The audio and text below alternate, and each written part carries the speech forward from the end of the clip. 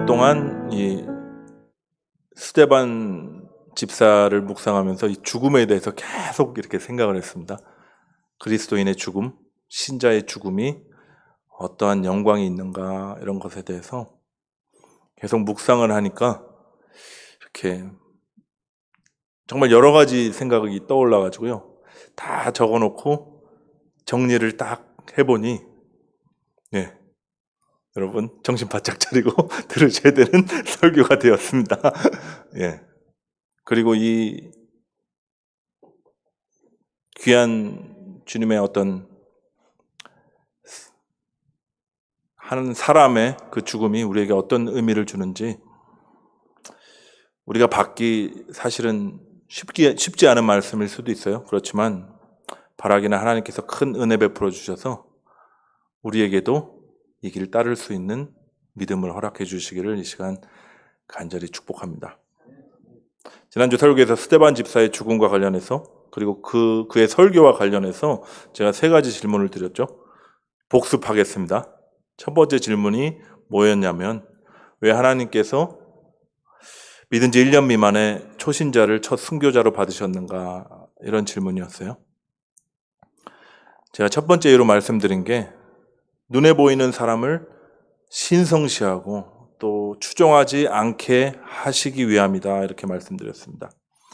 당시 하늘같이 여겨지는 베드로나 요한을 첫 순교자로 받으셨다면 안 그래도 그들을 추종하는 그 문화가 지금도 팽배한데 사람들이 그들을 추앙하며 따랐을 것은 분명하니까요. 근데 두 번째는 제가 이런 말씀드렸죠. 스데반 집사의 삶과 죽음을 통해 우리의 본을 삼으시려고 그러셨다, 이런 말씀을 드렸습니다.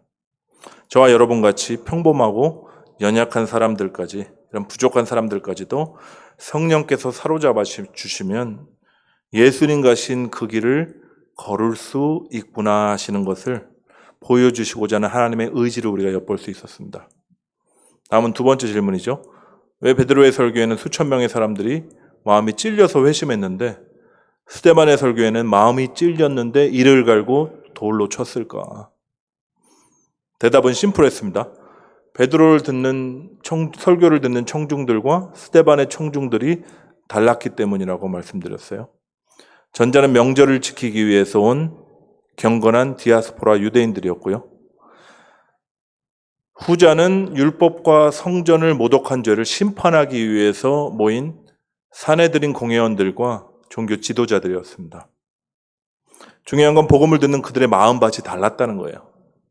베드로의 설교를 듣는 사람들은 오순절 성령 강림을 목격한 사람도 있고 소문을 들은 사람도 있었습니다. 그리고 사도들의 기사와 표적을 분명히 이야기를 듣고 어떤 호기심도 생겼고 갈급함도 생겼을 거예요.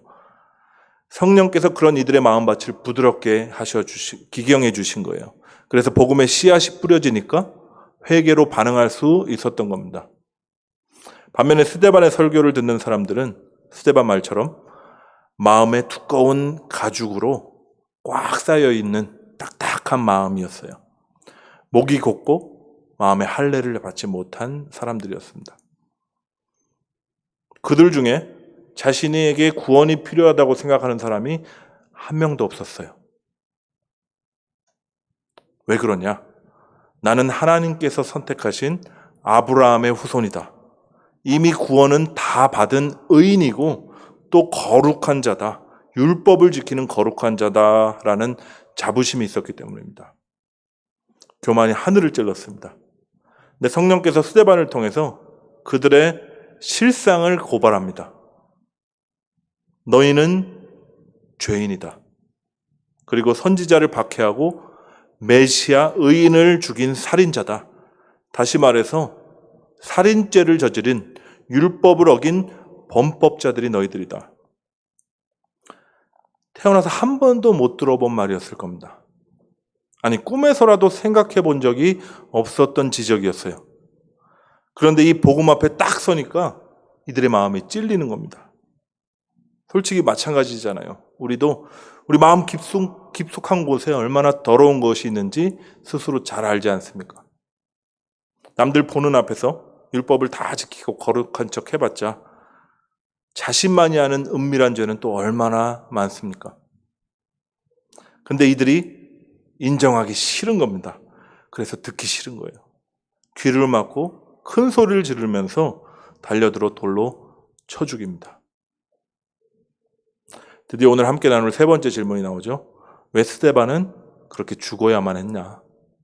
도대체 그 죽음이 어떤 의미가 있는 것인가?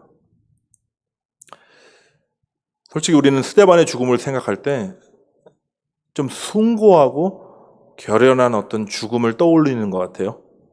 고발자들 앞에서 당당하게 할 소리하고 죽음 앞에서도 하나님의 보좌를 바라보며 우편에 서신 그리스도를 주목하고 죽음을 맞이하는 이 대단한 스데반.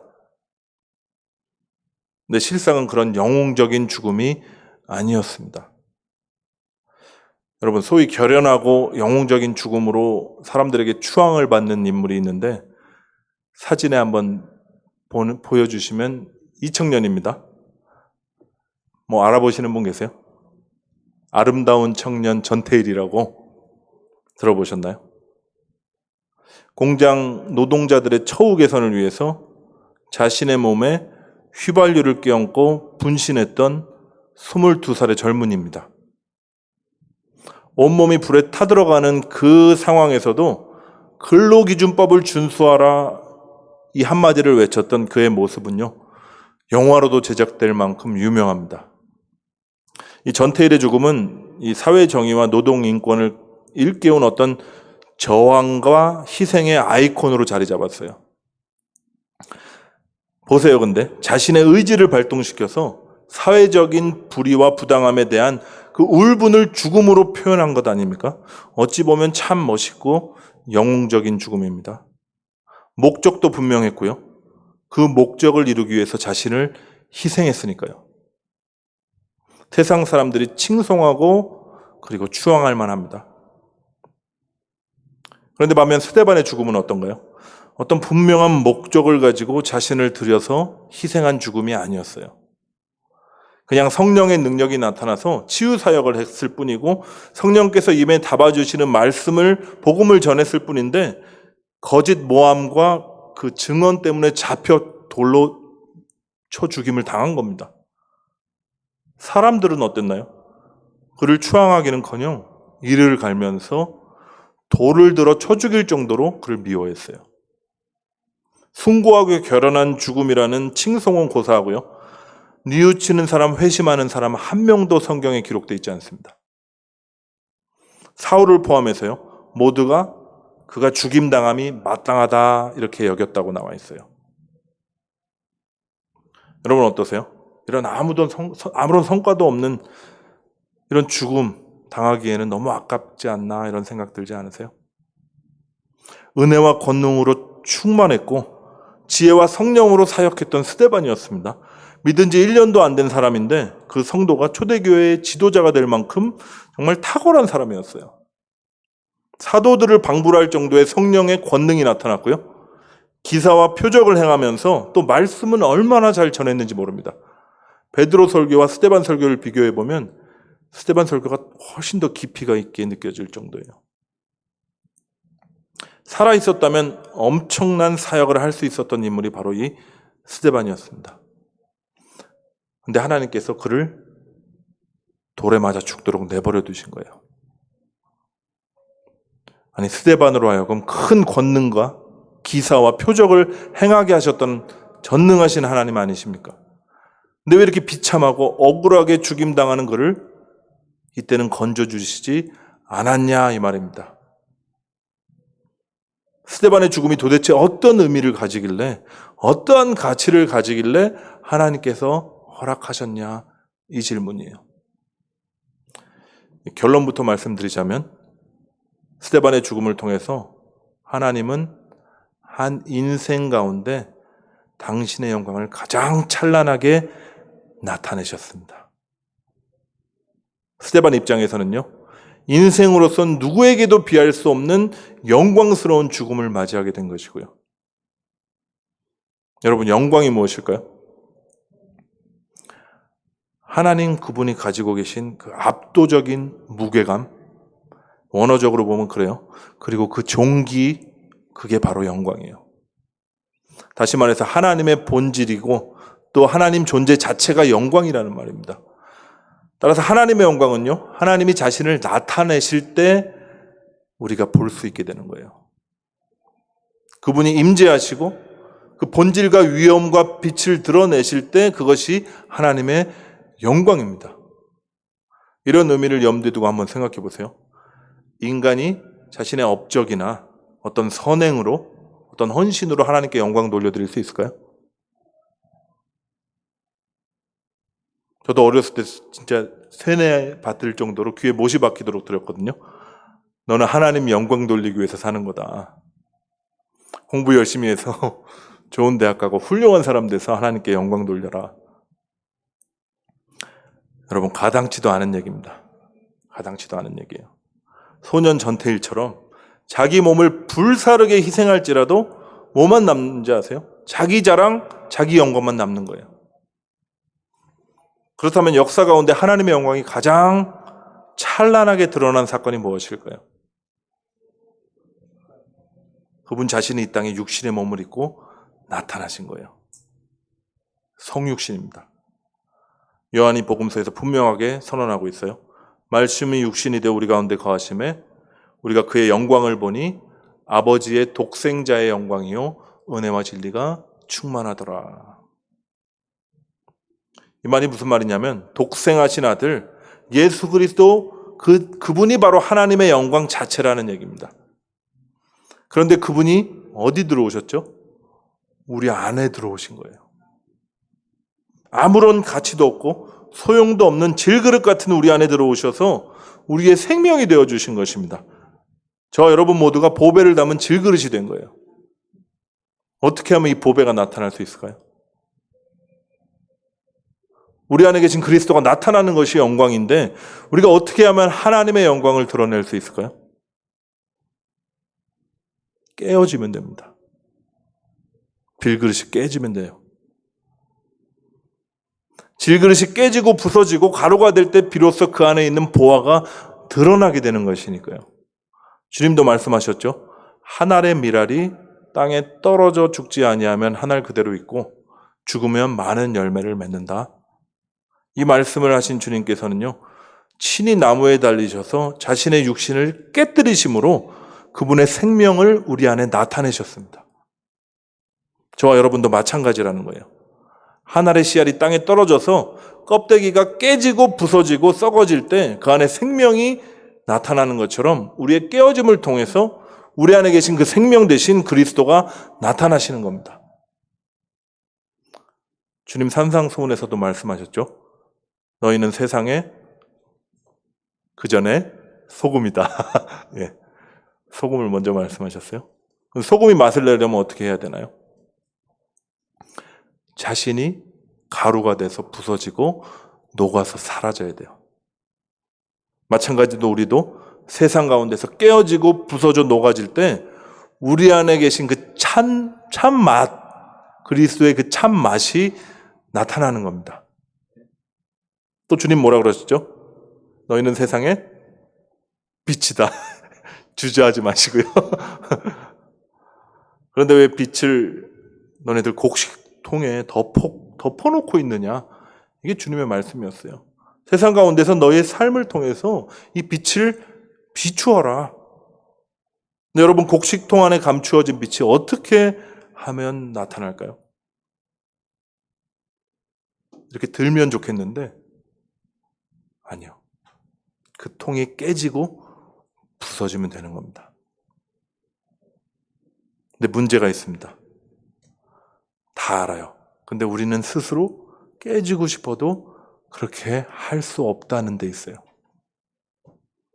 스스로를 깨트릴 능력이 우리에게 없다는 겁니다.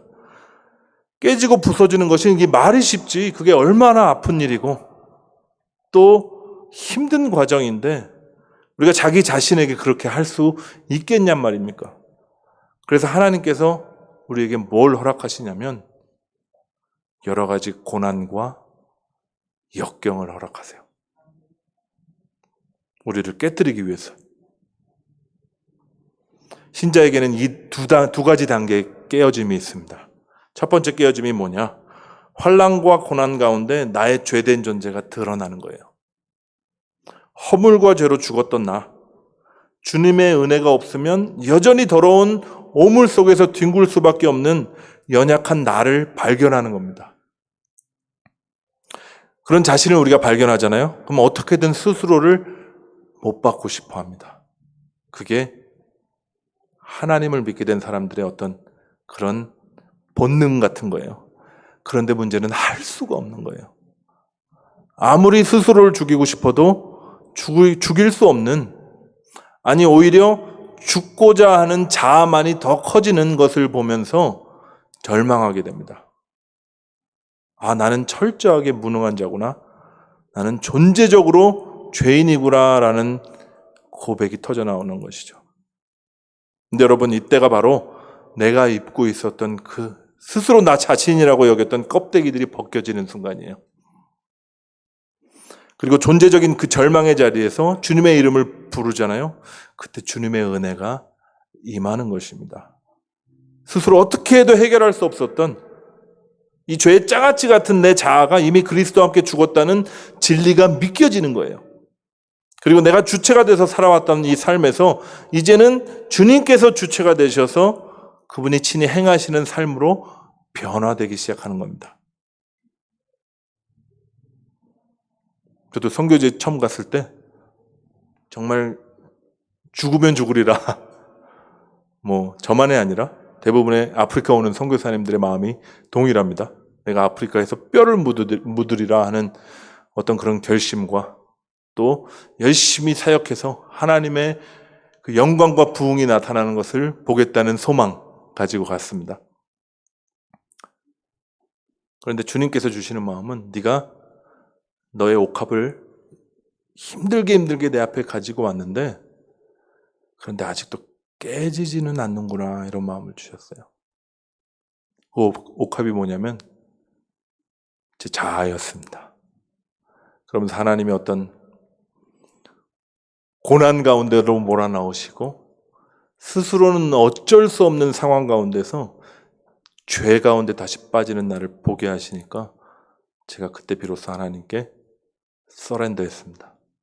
저는 남들이 다 칭찬하는 선교사, 그리고 하나님을 잘 믿는, 이제 어느 정도 이 정도면 됐지 생각한 그런 믿음의 사람이 아닙니다. 저는 주님이 잠시라도 그 은혜의 손을 놓으시면 다시 오물 속에 들어가서 뒹굴 수밖에 없는 죄인입니다 하는 고백을 올려드렸습니다. 그 깨어짐 가운데 주님께서 당신의 일을 행하시니까요, 그 생명이 흘러가는 것을 경험케 하셨어요. 지극히 작은 자들을 살리고 세우시는 일들을 하시더라고요. 여러분, 하나님 앞에 이렇게 철저하게 순복하고 서렌더하는 단계가 바로 이 첫 번째 깨어짐입니다. 베드로 기억나시죠? 베드로가 예수님을 부인하고 저주했던 그 밤에 느꼈던 그 절망이 바로 이 첫 번째 깨어짐에 해당되는 것 같아요. 근데 여러분, 베드로가 너무 힘들고 너무 절망스럽고 아파서 통곡하는 바로 그때 누가 울죠? 꼬꼬댁 닭이 울면서 동이 밝아오잖아요. 나의 결심과 나의 노력과 나의 의로움과 헌신이 다 부인되는 바로 그때 비로소 빛이 임하는 겁니다. 나는 죽고 예수로 사는 삶이 시작되는 거예요. 내 안에 계신 주님과의 친밀한 교제가 시작되고 그분과의 하나됨을 누리게 되는 겁니다. 그리고 주님께 묶여서 주님 가신 길을 가게 되는 거예요. 여러분, 주님과 함께 어떤 길 갈 것 같으세요? 넓고 순탄한 길 걷게 하실까요? 아니면 좁고 험한 길 걷게 하실까요? 주님 분명히 말씀하셨죠. 생명으로 인도하는 문은 좁고 길이 협착하여 찾는 이가 적다. 여러분, 여기서 두 번째 깨어짐이 나옵니다. 나 죽은 십자가 지고 내가 주님을 따를 때 세상이 나를 미워하는 거예요. 그리고 사단이 죽일 듯이 달려듭니다. 그러면서 그 고난 가운데 내가 깨어지는 이 단계가 바로 두 번째 깨어짐입니다. 근데 이 두 번째 깨어짐이 바로 내 안에 계신 그리스도가 나타나시는, 내 안에 충만하신 그리스도가 찬란하게 빛으로 임하시는 그 단계예요. 영광입니다. 베드로의 예를 다시 들면 주님 말씀하셨죠. 네가 젊어서는 스스로 띠띠우고 원하는 곳으로 다녔지만 늙어서는 네 팔을 벌리리니, 자진해서 팔을 벌리겠다는 거예요. 남이 내게 띠띠우고 원하지 아니하는 곳으로 데려가리라. 이 주님의 예언은 베드로의 두 번째 깨어짐을 의미했습니다. 실제 베드로가 어떤 삶을 살았죠? 사도행전에만 봐도 복음을 전하다가 여러 번 감옥에 갇히고요. 공회에서 채찍을 맞고요. 또 그리스도의 이름으로 치욕을 당했다 하고 베드로전서에 또 얘기하고 있어요. 그리고 결국에는 네로 황제 때 잡혀서 로마에서 십자가에 달려 죽습니다. 내 사랑하는 주님과 같은 죽음을 당할 수 없다라고 하여서 십자가에 거꾸로 달려서 순교했다고 전해져 내려오고 있어요. 근데 여러분, 이 베드로의 죽음은 성경에 나오지는 않습니다. 요한을 제외한 다른 11사도가 모두 죽었거든요. 순교했거든요. 근데 그들의 죽음에 대한 기록도 성경에 나와 있지 않아요. 신약 성경에 나오는 유일한 순교의 현장이 바로 스데반 순교입니다. 제가 앞전에 말씀드렸듯이 어떤 비장하고 영웅적인 죽음이 아니에요. 수동적인 죽음이고 무언가에 끌려가는 듯한 그런 죽음이었습니다. 성과도 없어 보였고 어쩌면 너무 초라하고 너무 무의미해 보이는 죽음이었어요. 마치 우리 예수님의 죽음처럼. 우리 주님의 죽음이 어땠죠? 가장 모욕적이고 가장 고통스러우며 가장 처절했던 죽음이었습니다. 십자가의 죽음이었어요. 가장 외롭고 가장 억울했고 가장 가련했던 그 죽음을 통해서 우리 주님의 생명이 나타나신 거예요. 그 생명이 우리에게까지 흘러 들어와서 우리가 지금 여기 있게 된 겁니다. 근데 하나님께서는 이 성도의 죽음을 통해서 그리스도를 나타내시기를 원해요. 자신을 돌로 치는 원수들을 용서하면서 자신의 영혼을 주님께 의탁했던 그 스데반의 모습은요, 분명 그 안에 계신 예수님의 모습이었습니다. 스데반을 충만하게 채우신 그리스도가 그의 깨어짐과 죽음을 통해서 나타나신 거예요. 주 예수여 내 영혼을 받으시옵소서, 주여 이 죄를 그들에게 돌리지 마옵소서. 여러분, 죽음 앞에서 가장 솔직한 고백이 터져나온 겁니다. 근데 우리 주님의 십자가 상에서 하셨던 말씀과 동일해요. 아버지여 내 영혼을 아버지 손에 부탁하나이다. 아버지 저들을 사하여 주옵소서. 자신들이 하는 것을 알지 못함이니이다. 여러분, 예수님이셨어요. 신자의 깨어짐과 고난은 그래서 하나님의 영광이 됩니다. 이 모든 걸 통해서 그리스도가 나타나시거든요. 스데반 자신이 추앙받고 드러나는 것이 아니라 그 안에 계신 그리스도가 나타나서 영광 받으시는 것처럼요. 그리고 중요한 것은 생명의 주님이 나타나시잖아요. 그러면 반드시 주님의 생명이 흘러가게 돼 있어요.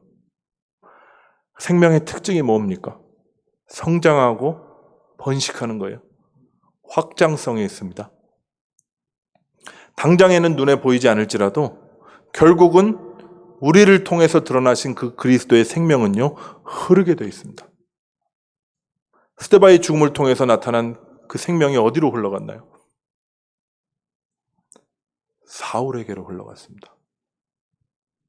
당장에는 눈에 보이지 않았죠.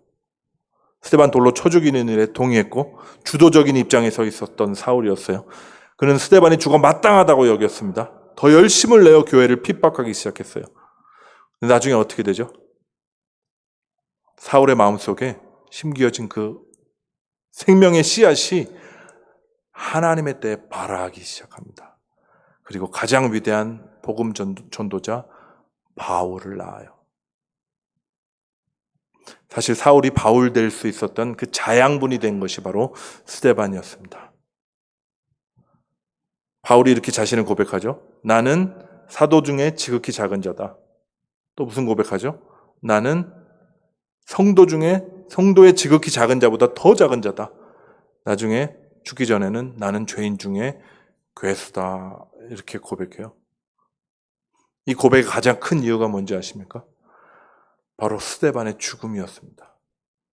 나는 스데반이 피를 흘릴 때 곁에서 찬동하면서 죽인 살인자다라는 자아의식이 평생 바울에게 있었습니다.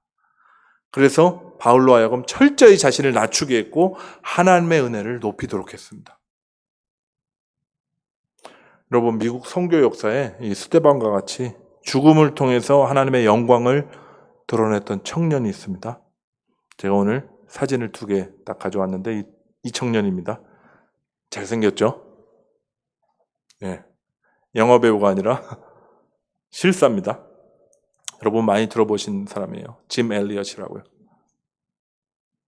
1956년도에 이제 에콰도르의 아우카족에게 복음을 전하러 들어갔다가 도저히 받아주지 않는 그 정말 오지에 사는 종족들한테 이제 비행기를 통해서 물건만 떨어뜨려 주면서 서로 접촉을 시도했습니다. 그리고 한 번 땅을 밟고 딱 2번째 땅을 밟았을 때 4명의 선교사들과 함께 창에 찔려서 죽임당합니다. 당시 그의 나이가 28살. 믿음과 성령이 충만한 정말 아름다운 청년이었어요. 근데 아내와 10개월 된 딸을 남겨두고 죽어버린 겁니다. 당시 그의 죽음에 대한 사람들의 반응은 한마디로 이거였어요. What a waste. 이게 무슨 낭비인가. 최고의 기독교 사학이었죠. 그 휘튼 컬리지에서 아주 석학으로 전도 유명한 엘리트로 졸업을 한 그 청년들이 남미의 미개한 부족에게 들어가서 제대로 일도 못 해보고 죽임을 당한, 살해당한 사건이었어요. 회심자를 단 한 명 얻기는커녕 선교를 시작도 못 해보고 다 죽었으니까 이런 반응이 어쩌면 당연합니다. What a waste. 근데 여러분 정말 낭비였을까요? 그의 죽음을 두고 사람들이 말했습니다. 젊은이들의 죽음이 너무 헛되고 너무 무모했다. 그들의 인생을 낭비했다. 근데 이런 사람들에게 아내 엘리자베스가 이렇게 증언했다 그래요. 그리스도를 위해 드려진 삶은 결코 낭비가 아니다. 그리고 짐 엘리엇의 일기가 공개되면서 전 세계 교회에 큰 반향을 불러일으킵니다. 그리고 세계 선교 운동에 불을 붙이게 돼요. 다음과 같은 문구였습니다. 영어로는 He is no fool who gives what he cannot keep to gain that which he cannot lose. 이런 문구였어요. 직역하면 결코 잃어버릴 수 없는 것을 얻기 위하여 절대 간직할 수 없는 것을 버리는 자는 바보가 아니다. 무슨 말인지 좀 어렵죠? 의역하면 영원한 것을 얻기 위해서 영원하지 않는 것을 버리는 자는 절대 어리석은 자가 아니다. 라는 의미였습니다. 무의미해 보였고 아무런 성과도 없는 죽음처럼 보였지만 하나님께서는 그의 죽음을 통해서 그의 생명을 흘려보내셨어요. 짐 엘리엇의 이 깨어짐과 죽음을 통해서 나타난 그 생명이 누구에게 씨앗이 되어 심겨지냐면 바로 엘리자베스 엘리엇 그의 아내와 그의 딸과 동역자들에게 심겨졌습니다. 아내 엘리자베스가 남편이 죽은 지 채 2년도 안 돼서 3살 된 딸을 들고요. 남편을 죽인 그 아우카족 마을에 들어가요. 그리고 평생 그들과 함께 생활하면서 복음을 전합니다. 그 모습을 본 아우카족들이 감동하여 원수를 끌어안고 그 용서와 사랑으로 그들을 녹여낸 그녀의 삶을 통해서 그리스도가 나타난 것입니다.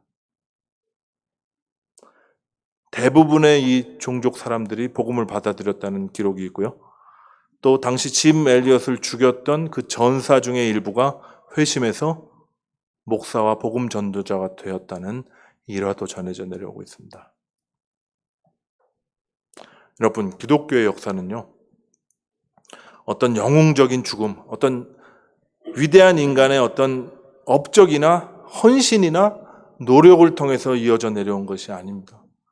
기독교의 역사는 정말 가련해 보이고 의미 없어 보이고 보잘것없어 보이는 사람들의 그 애처로운 죽음을 통해서 지금까지 이어져 내려온 거예요. 성도의 깨어짐과 죽음을 통해서 하나님의 영광이 나타난 것입니다. 고린도후서 4장 바울이 이렇게 얘기하죠. 좀 길어도 함께 봉독했으면 좋겠습니다. 시작. 우리가 이 보배를 질그릇에 가졌으니 이는 심히 큰 능력은 하나님께 있고 우리에게 있지 아니함을 알게 하려 함이라. 우리가 사방으로 우겨쌈을 당하여도 쌓이지 아니하며 답답한 일을 당하여도 낙심하지 아니하며 박해를 받아도 버림받지 아니하며 거꾸로 뜨림을 당하여도 망하지 아니하고 우리가 항상 예수의 죽음을 몸에 짊어짐은 예수의 생명이 또한 우리 몸에 나타나게 하려 함이라. 우리 살아있는 자가 항상 예수를 위하여 죽음에 넘겨짐은 예수의 생명이 또한 우리 죽을 육체 가운데 나타나게 하려 함이라. 그런즉 사망은 우리 안에서 역사하고 생명은 너희 안에서 역사하느니라. 아멘. 여러분, 우리 모두는 보배를 담은 질그릇들입니다. 그릇 자체의 가치는 하나도 없어요. 무엇을 담고 있느냐, 그것이 중요한 거예요. 근데 하나님께서 저와 여러분을 깨어지기 쉬운 질그릇으로 만드는 이유가 무엇일까요? 그저 연약한 그릇으로 아껴주시고 깨지지 않게 잘 보호해 주시려고 그러셨을까요? 아니에요. 잘 깨지라고 그렇게 하신 거예요. 그리고 제발 버티지 말고 좀 깨지라고 이 연약한 그릇을 자꾸 고난과 역경 속에 두시는 겁니다. 그럼에도 불구하고 우리가 얼마나 많은 시간 동안 이런 기도를 했는지 몰라요. 하나님, 제발 깨진 부분 회복시켜 주십시오. 금강 부분 좀 잘 메꿔 주시고요. 내가 너무 아프니까 고난과 고통을 좀 면하게 해 주시고 또 나를 깨뜨리려고 하는 이 상황과 환경을 역전시켜 주십시오. 이런 기도를 많이 저도 했었던 것 같아요. 이게 안 되시면 반창고라도 좀 붙여주세요. 잘 싸매주세요. 그래서 깨지지 않게 좀 나를 붙들어 주세요. 여러분, 우리 기도가 바뀌어야 됩니다. 그리스도에는 눈에 보이는 것이 아니라 눈에 보이지 않는 실제를 사는 사람들이에요. 눈에 보이는 것이 뭐죠? 상황이에요. 사방으로 우겨쌈을 당하는 상황입니다. 근데 실제로 우리는 쌓이지 않아요. 눈에 보이는 환경은 답답합니다. 그럼에도 우리는 낙심하지 않습니다. 박해를 받고 거꾸로 뜨림을 당해도 절대로 버림받지 않고 망하지 않습니다. 우리가 예수의 죽음을 몸에 짊어지는 것은 주님 가신 그 길을 따라 걸으면서 깨어지고 부서질지라도 그의 생명이 우리의 깨어짐을 통해서 나타난다고 말씀하셨기 때문입니다. 이게 우리가 경험하는 실제예요. 우리는 산자에서 살리는 자가 됐어요. 내가 죽어서 남을 살리는 그 자리까지 우리는 부르심을 받고 있는 겁니다. 내 깨짐을 통해서 그리스도의 생명이 강같이 흐르게 될 것이라 약속하신 거예요. 이제 말씀을 마칠 텐데 저는 믿습니다. 우리 성도의 깨어짐과 죽음을 통해서 그리스도가 영광 받으실 것이고 그분이 친히 나타나실 것이다. 근데 우리가 이 미국 땅에 이 시대에 살면서 어떻게 죽을 수 있을까요? 우리에게 깨어진다는 것이 어떤 의미가 있을까요?